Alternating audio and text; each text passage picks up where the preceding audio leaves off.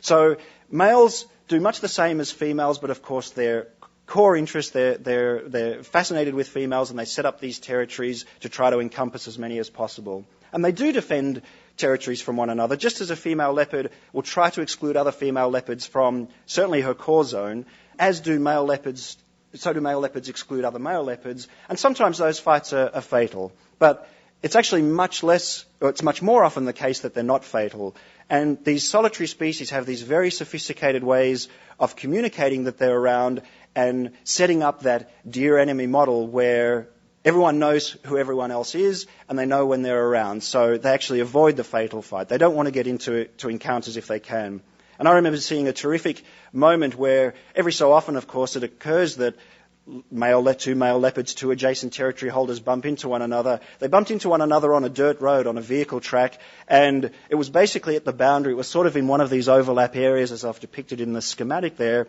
And so there was lots of roaring, there was lots of urinating, all the typical territorial behaviours, and they walked up and down the road on either side of the road in the vehicle tracks, about a metre aside, but with all the terrific posturing that you'll see a domestic cat doing, and then they went their separate ways. That worked out it wasn't worth the fight. You may wonder why all the cats are solitary.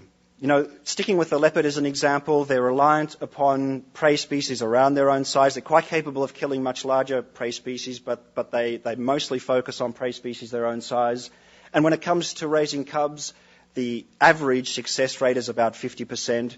So surely teaming up would have benefits in terms of being able to tackle larger prey species and, as lions do, raise more cubs and leopards. It's a reasonable question. It really does beg the answer. Why don't they team up? Why don't you have prides of leopards or packs of cheetahs and so on?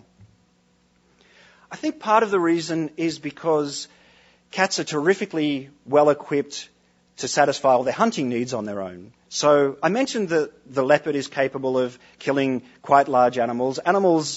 The record for a leopard is actually about 900 kilograms, an adult eland, which is one of the largest species of antelopes in Africa, and the leopard's about a 50, 60 kilogram animal. So they're incredibly formidable, but they don't require that. They require these species like impala, which are about the same size as them, but they're terrifically well equipped to take down those impala on their own. They don't need additional help. So unlike, say, wolves and spotted hyenas, which do grow up and do gain benefits from hunting, they're in some sense forced to do that because they're not well equipped to take down equally sized prey themselves. Wolves and spotted hyenas are much more rigid in the back. They don't have the retractile claws and the flexible wrists that cats do, and they don't have the very precise killing bite that most cats use, typically on the throat to suffocate large prey, sometimes at the neck or the base of the skull, typically for smaller prey.